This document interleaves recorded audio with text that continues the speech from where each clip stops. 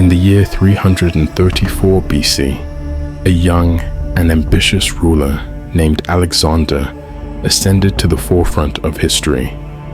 At just 21 years old, Alexander, king of the small Greek kingdom of Macedonia, embarked on one of the most daring military campaigns the ancient world had ever seen, a full-scale invasion of the mighty Persian Empire. The odds were overwhelmingly against him. The Persian Empire was vast and powerful, while Alexander commanded a comparatively small army. Yet, through brilliant military strategy, unwavering courage, and his indomitable leadership, Alexander achieved victories that seemed impossible.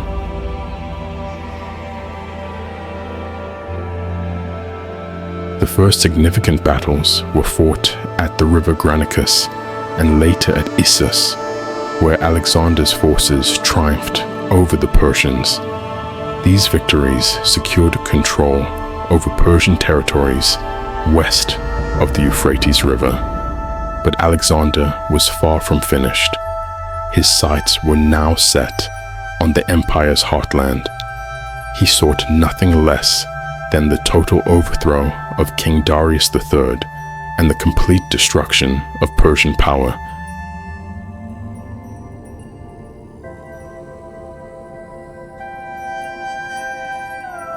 News reached Alexander that King Darius had assembled a massive Persian army at Gaugamela, near modern-day Mosul in Iraq. This was the decisive moment.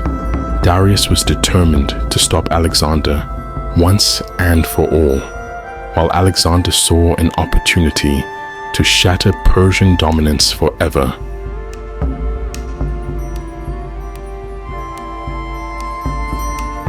The battlefield at Gaugamela had been carefully chosen and prepared by the Persians. The terrain was cleared and leveled to suit their war chariots, giving them a strategic advantage. By modern estimates, the Persian army ranged between 50,000 and 80,000 soldiers. This vast force was drawn from across the empire, including infantry from Babylonia and Syria, cavalry from Armenia, India, and Central Asia, as well as up to 200 scythed chariots and even a handful of war elephants.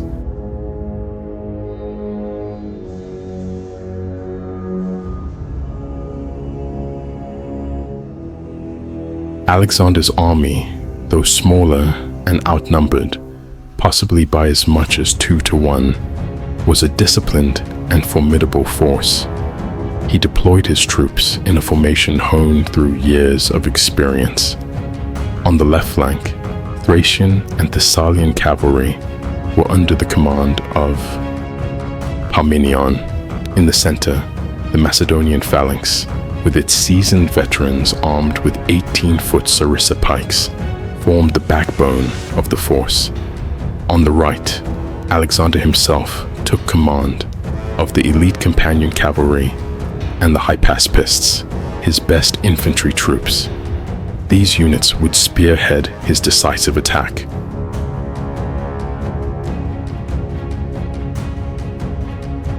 Behind them, Greek hoplites formed a second line to support the wings, which were angled backward to guard against a potential encirclement by the Persians. The battle opened with Alexander leading his right flank in a bold maneuver to the far right edge of the battlefield. This unexpected movement left the Persians scrambling. Could Alexander really be attempting to encircle their massive army? Darius responded by shifting his troops to counter Alexander's movement, pulling forces away from the Persian center. But this was exactly what Alexander wanted. His maneuver was a calculated trap designed to weaken the Persian center. As the Persians adjusted their lines, Alexander ordered his Greek cavalry to charge, pinning the enemy in place. Meanwhile, Darius unleashed his war chariots in what he believed to be a decisive blow. However, Alexander's forces were ready. Expert javelin throwers from the Agrianes took out chariot horses and crews, while Greek infantry cleverly opened lanes, allowing the chariots to harmlessly pass through their ranks. Then, Alexander struck, leading his companion cavalry and part of the Macedonian phalanx. He launched a ferocious assault directly at the weakened Persian center. The sudden intensity of his attack threw the Persian army into disarray. Panic rippled through their ranks, and soon the center collapsed. Even King Darius was forced to flee, abandoning his army and the battlefield. While Alexander pursued Darius, trouble erupted on the left wing. Parmenion's forces faced a massive Persian cavalry assault and were on the brink of being overwhelmed. Indian and Scythian horsemen even broke through the Greek lines, but instead of turning to attack from the rear, they rode on to plunder the Greek camp. Parmenion sent a desperate plea for reinforcements. Hearing the call, Alexander made a critical decision.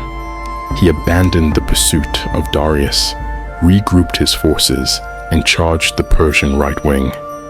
The fighting here was fierce and bloody, costing the lives of 60 of Alexander's elite companions. Eventually, as word spread of Darius's flight, the remaining Persian forces broke and fled. The Battle of Gaugamela was over, and Alexander emerged victorious. The battle was a stunning success for Alexander. According to ancient sources, his army suffered minimal losses, while the Persians lost thousands. With Darius's great army shattered, the road to Babylon, the Persian Empire's main capital, lay open. Alexander entered the city in triumph, welcomed by Persian officials as its new ruler. At Susa, another key city, Alexander ceremonially took his place on the Persian royal throne. However, resistance lingered. In the Zagros Mountains, a determined Persian force held up Alexander's advance for a month at a narrow pass known as the Persian Gates. But the Macedonians outmaneuvered the defenders, encircling and destroying them.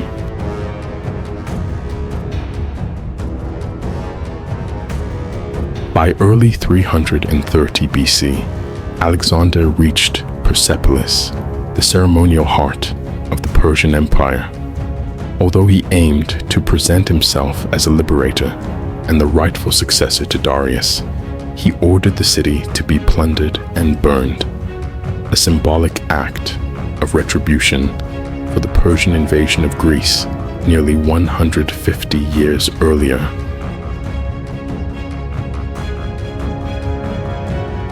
Darius had fled to Ecbatana in Media, but was ultimately betrayed.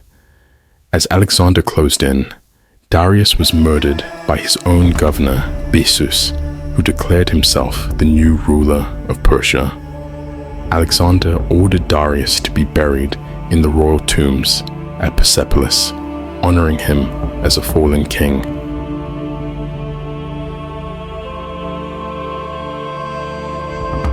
With the Persian Empire now his, Alexander began to consolidate power. He appointed loyal governors to oversee the provinces, retained some Persian officials who had pledged allegiance, and allowed veteran Greek troops to return home. But Alexander's ambitions extended even further.